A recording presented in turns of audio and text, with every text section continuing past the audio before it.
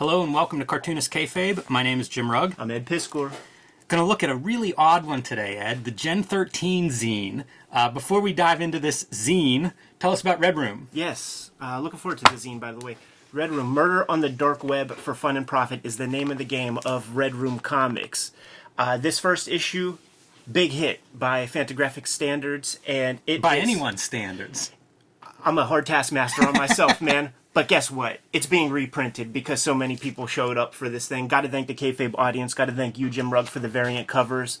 If you see a first printing, go out and scoop it up, man. Where were you when you missed out on the first print of Walking Dead issue number 1? Every issue is completely self-contained, so if you see a future issue and you didn't get issue number 1, scoop up any issue. You're going to get a complete experience. You're going to get a complete story. If you want to read these comics before they hit paper, $3 to get you access to the archive of my Patreon. I have 4 issues up there as we speak, and only $3 for all of that stuff. I put up new strips every Tuesday. And as you can see, it was a family comic. All ages, right? You can join me on patreon.com/JimRugg to download my out-of-print, hard-to-find zines and mini-comics. I'm a big fan of zines, as people that follow us know, so that's part of my excitement for getting into this Gen 13. But the next zine that I am posting is my first process zine was for the Street Angel gang. I reproduced my script because I started printing out my scripts, stapling them together so I could carry them like a sketchbook, and doing my layouts right on the facing page next to the script. You can see complete page layouts. So this is available, as well as the rough pencils that make up the Street Angel gang. Again, just basically process stuff, but I do these little zine runs. They sell out very, very fast. This is a way to keep up with all of that, plus a lot of the original art that I make, and pretty much you can see how I make the comics I make on patreon.com/JimRugg. So the Gen 13 zine, I don't know this. Yeah, as you guys could see, this is your full-size comic. This is your Gen 13 zine. So kind of like Ashcan mini comic size, the first thing that makes it stand apart. And not your typical comic book interiors, as you can see here.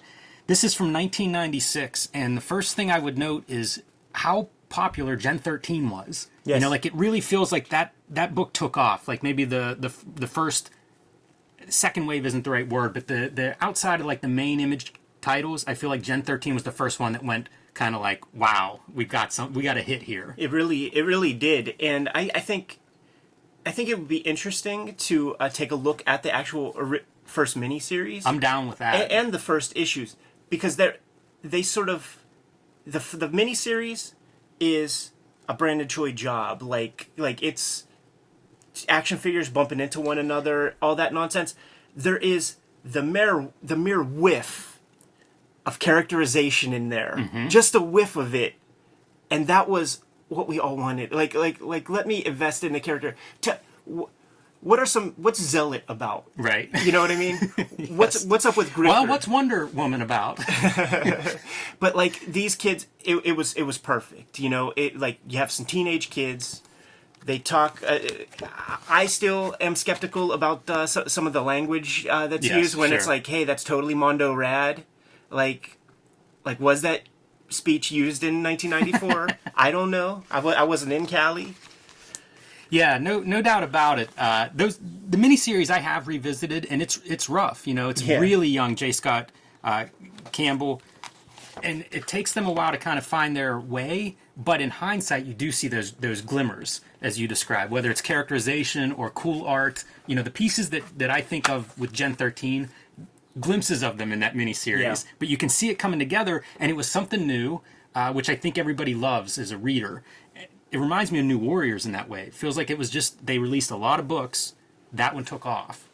So this zine seems to be the pet project of Sarah Becker, who was an editor of Gen 13, started out as an assistant editor at Wildstorm and worked her way up into editing some books.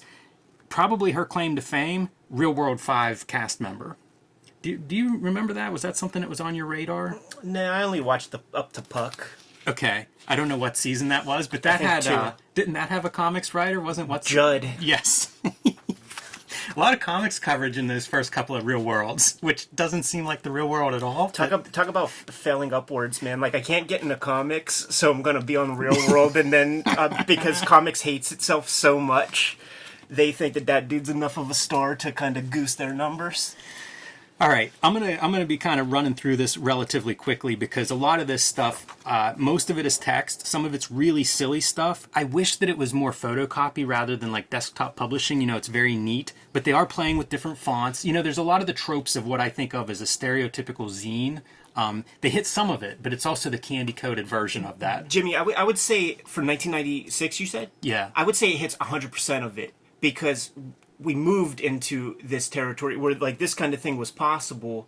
And if you look at Boing Boings from this period or whatever, yeah. it's desktop publishing kind of stuff, and that was still considered. You're a zine. 100% right. Yeah, you're right. That's not a fair criticism on my part. You know, I love zines, as I said, and so I have old ones. I have the photocopied ones. That punk zines, of course, one of the big genres of zines.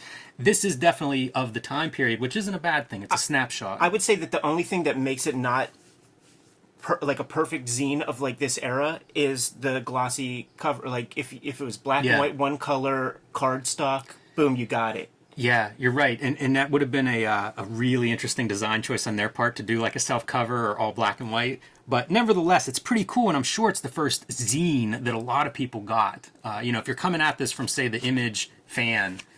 Probably the first time you saw something like this. And it's cool because they have fan art sprinkled throughout. I wish some of this stuff was bigger. You know, it's definitely text heavy.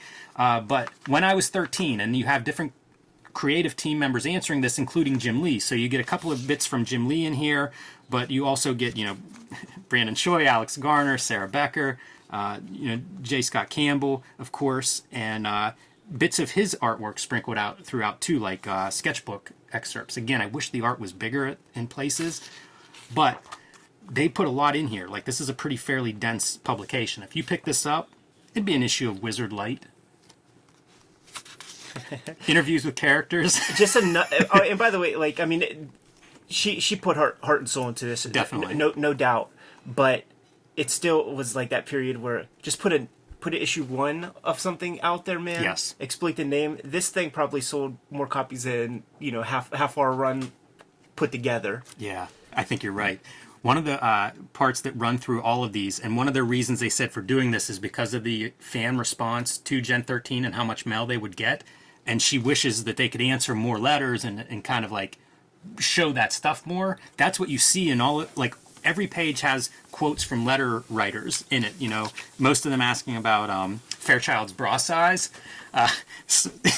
It's also very funny, like the tone of this stuff is so politically incorrect, like a lot of TNA kind of comments from the readers. Even at the very front cover of Sarah Becker, she dedicated the book to Fairchild's breasts. Exactly. It's the predominant, like if you were reading the fine print here of what everybody's asking, 75% of these letters or quotes are aimed in that direction.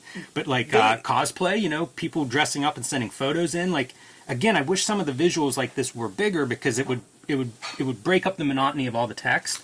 But it's cool that they have this stuff. The backwards Kangol, that dates it. Yeah. The fake character interviews, I think, never quite work out. Really stupid. The grunge cosplayers. That's hilarious. Wow. They keep those photos small. That's a very bold choice for cosplaying, I think. The little skinny kid dressed up is one thing. This dude shouldn't be doing it. Yeah, it looks very soft. You got to know better. They also show like all of these covers, which is cool because like Gen 13's ongoing, they had 13 covers for the ongoing series launch. So you get those, but they're reproduced so small and in black and white that you really lose it. This is a Todd McFarlane Spider-Man homage. Yeah. This is a Simon Bisley that was like a heavy metal piece, which is pretty awesome. Again, though, wish it was bigger that we could really see it. There are a few of these, like, I assume they're actual letters that are reproduced. They're handwritten notes and things. It looks kayfabe. I can't tell because there's a few of them in the range a bit. There'll be different papers and different different writing. So if that's kayfabe, it's more impressive to me than if it's real. The one looked kayfabe at least. All right, so I can't believe the amount of cosplay stuff that they received. So once you get by like the character, get to know the character type of info, you get into well, best brains, most clueless. You get into interviews with the creative teams, which is a lot more of what I'm interested in. You know, so you get your Jim Lee, pretty in-depth interview. Jim Lee and really all of the creators because I think it's an in-house publication, like they're pretty generous with both their time and their in-depth answers, and a lot of them focused on younger aspects of them, how they got into this, when they knew they wanted to make comics, what comics they were reading whenever they were kids. A lot of that stuff aimed at presumably the younger audience that was out there for Gen 13 and obsessed with Fairchild's breast size. You know, in some ways, like they exploited that part of it. Yeah, absolutely. Like in the last vestiges of KB toy stores, I remember seeing there were like these oversized, like it wasn't Barbie dolls, but it was like the same style of doll in a way, and they had Fairchild doll and had the Lycra suit on, but you could take it off, like it was fabric, and there were hard nipples underneath. So it's like, I just know, like that guy who was in the the grunge costume. Yeah, I don't even want to think about any more of this. I'm just saying they bought it just to see what's under there. Just like, the Destro toy that had the removable mask. Yeah, same thing, although what they did next is probably different. Yes. Fully art.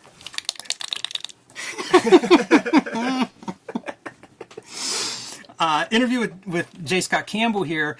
All these interviews are done by Sarah Becker, which again adds to like what you're getting out of these guys. You know, like for a Jim Lee interview, it's pretty playful. Like he's saying some stuff in here that you're not going to read in Wizard. And J. Scott Campbell and Sarah Becker were roommates for like a year. So, you know, there's that close relationship comes through in this stuff. They tell the story about like him getting married and meeting his wife to be on a tour through Europe. He met her in Amsterdam, and like they would go, you know, basically back and forth and stay with each other. So, you know, like his wife to be would then room with Sarah Becker and J. Scott Campbell for 3 months, whatever her visa was. Kind of interesting. Getting into some of that more personal stuff. I don't know if they're still married or not, but you know, like that's J. Scott Campbell was young at the time, so it's kind of neat to see that stuff. Talking to the colorist, you know, you get a little bit of insights into that. Talking to J. Scott Campbell's, I keep thinking of our friend J. Chris Campbell. Every time I say it, it sounds a little bit like, am I saying the right one? Right. But an interview with J. Scott Campbell's wife, who then weighs in on a comic book artist. You know, she's coming from not really a comic book, certainly not a fanatic, you know, very casual kind of comic book fan. So like getting into that, seeing that lifestyle is interesting from a civilian point of view. Can't imagine 1996, man. That too, you know, like probably these interviews, you would not get interviews and answers from people like this today when everybody's a little bit more media savvy. Right. You know, it's very personal, you know, getting into this stuff and people clowning around. You get a little bit about the real world thing, which I think was her kind of claim to fame in a lot of ways. And she had worked at Wildstorm for a while before she got on the Real World. It's kind of random how that happened, according to her.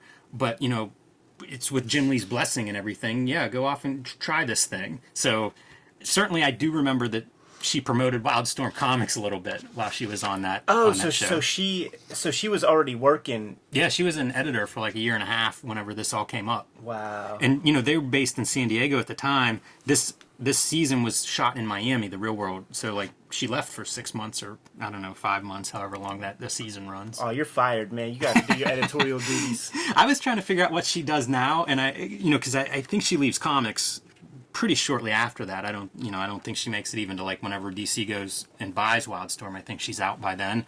And I think she might be, like, I found life coach and therapist were the things that I found, but I also found a designer. So I'm not sure who she is or what she continued to do, but I think it was outside of comics after this.